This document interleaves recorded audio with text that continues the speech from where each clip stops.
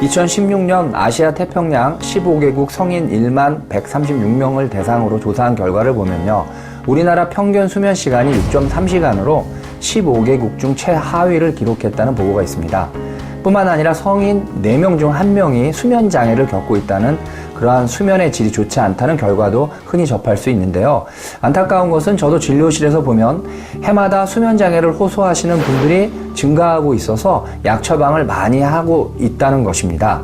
이처럼 수면 장애를 호소하는 분들의 증상으로 보면 우리가 흔히 기면증, 또 하지 불안증, 수면 무호흡증 이렇게 다양한 증상이 있는데 그 중에서도 가장 흔한 것이 불면증이 아닌가 생각합니다. 불면증이라는 것은 잠들기도 힘들고 자주 깨서 늘 수면이 부족한 상태로 낮 시간 동안에 굉장히 피곤하고 졸립고 집중력이 떨어져서 업무의 능률이 오르지 않아서 일상생활에 어려움을 호소하는 증상입니다.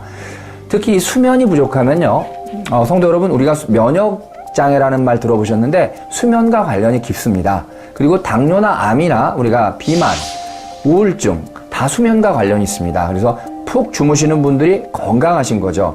또 요즘 우리가 뇌신경에 대한 관심이 많은데 수면 장애를 갖고 계신 분들이 그렇지 않은 분들에 비해서 우리가 알츠하이머와 같은 그러한 뇌 어떤 질환 발생률도 높다는 보고들이 있습니다.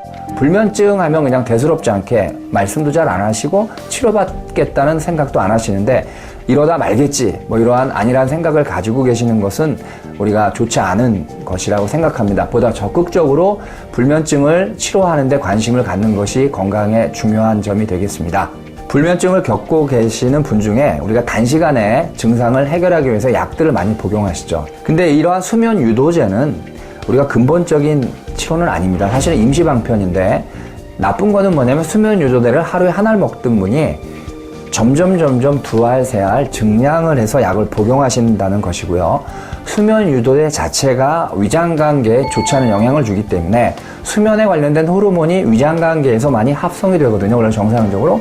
근데 수면 유도제를 많이 드시면은 위장관계에서 정상으로 만드는 수면 호르몬이 점점 줄어든다는 것입니다. 그래서 성도 여러분 깊이 생각하실 거는 약으로 인한 임시방편이 아니라 가장 근본적인 건강한 방법으로 불면증을 극복하시는 것이 중요하다고 생각합니다. 그래서 오늘